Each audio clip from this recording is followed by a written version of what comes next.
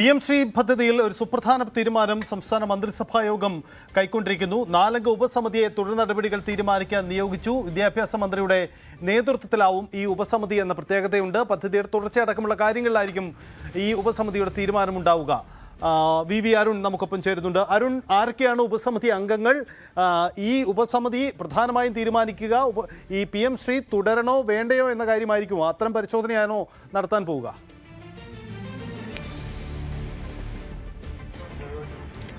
LDF സർക്കാരിന്റെ കാലത്ത് വലിയ വിവാദമായ പദ്ധതിയായിരുന്നു PMC. അതിൽ മന്ത്രിസഭ പോലും അറിയാതെ CPM മന്ത്രി, വിദ്യാഭ്യാസ മന്ത്രി മുഖ്യമന്ത്രി നിർദ്ദേശപ്രകാരം കരാറിൽ ഒപ്പിട്ടത് വലിയ വിവാദമായി മാറി. പിന്നീട് CPI വിഷയത്തിൽ ഇടപെടുകയും ആ കരാറിൽ നിന്ന് പിൻവാങ്ങാൻ കേന്ദ്രത്തോട് ആവശ്യപ്പെടാൻ, സംസ്ഥാനത്തിന് താൽപര്യം അറിയിക്കാൻ തീരുമാനമെടുക്കുകയും ചെയ്തു. അന്നൊരു സബ് കമ്മിറ്റിയെ മന്ത്രിസഭായോഗം തീരുമാനിച്ചിരുന്നു. പക്ഷേ അത് പിന്നീട് ആ സബ് കമ്മിറ്റിയുടെ പ്രവർത്തനം മുന്നോട്ട് പോയില്ല. ഇപ്പോൾ UDF-നും തലവേദന മാറിയിരിക്കുകയാണ് PMC. കഴിഞ്ഞ സർക്കാർ കരാറിൽ ഒപ്പിട്ടതുകൊണ്ട് തന്നെ പിന്മാറാനുള്ള സംസ്ഥാനത്തിന്റെ താൽപര്യം കേന്ദ്രം അംഗീകരിച്ചിട്ടില്ല. തുടർ ഫണ്ട് ഉൾപ്പെടെയുള്ള കേന്ദ്ര സഹായം അടക്കമുള്ളവ വേണമെങ്കിൽ ഈ പദ്ധതിയുമായി മുന്നോട്ട് പോകണം. പക്ഷേ രാഷ്ട്രീയ സാഹചര്യങ്ങൾ അതിന് വിരുദ്ധവുമാണ്.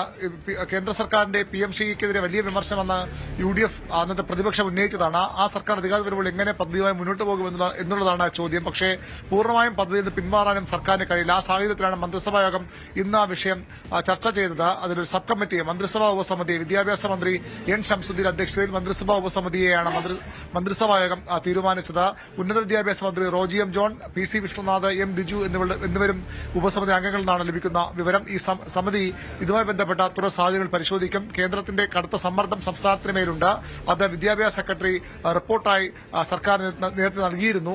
അതിന്റെ തുടർച്ച ഈ കാര്യങ്ങൾ ചർച്ച ചെയ്യും. കരാറിൽ നിന്ന് പൂർണ്ണമായും പിന്മാറിയിൽ ഉണ്ടാകാൻ പോകുന്ന നിയമ പ്രശ്നങ്ങളുണ്ട്. ആ കാര്യങ്ങൾ കൂടി പരിശോധിച്ച ശേഷമാകും ഉപസമിതി മന്ത്രിസഭയ്ക്ക് റിപ്പോർട്ട് നൽകുക. പദ്ധതിയിൽ നിന്ന് പിന്മാറുക അത്ര എളുപ്പമല്ല എന്ന് സർക്കാർ തിരിച്ചറിയുന്നു. പക്ഷേ രാഷ്ട്രീയ നിലപാടുകൾ അതിന് യോജിക്കുന്നതുമല്ല. അത് എങ്ങനെ ആ പ്രശ്നം പരിഹരിക്കുമെന്ന ചർച്ചയാകും പ്രധാനമായും ഉപസമിതി, അതിനുള്ള വഴികളാകും പ്രധാനമായും ഉപസമിതി തയ്യാറാക്കുക. ഏതായാലും മന്ത്രിസഭാ യോഗത്തിൽ വിഷയം ചർച്ചയ്ക്ക് വരികയും ഒരു ക്യാബിനറ്റ് സബ് കമ്മിറ്റിയെ തീരുമാനിക്കുകയും ചെയ്തു. അല്പസമയത്തിനകം മുഖ്യമന്ത്രി VD സതീശന്റെ വാർത്താ സമ്മേളനമുണ്ട്. അദ്ദേഹം ഇതുമായി ബന്ധപ്പെട്ട കൂടുതൽ വിശദാംശങ്ങൾ വ്യക്തമാക്കും. വളരെ പ്രധാനപ്പെട്ട തീരുമാനമാണ്. PMCയിൽ സബ് കമ്മിറ്റിയെ തീരുമാനിക്കുന്നു ഉപസമിതിയാണ്. കാരണം PMC തുടരണോ വേണ്ടയോ എന്നത് ഒരു വലിയ രാഷ്ട്രീയ പ്രാധാന്യമുള്ള വിഷയം കൂടിയാണ്. അതിലാണിപ്പോൾ തീരുമാനം മന്ത്രിസഭാ യോഗത്തിൽ ഉണ്ടാകുന്നത്. കൂടുതൽ വാർത്തകൾക്ക് News 18 Keralam YouTube channel subscribe ചെയ്യുക.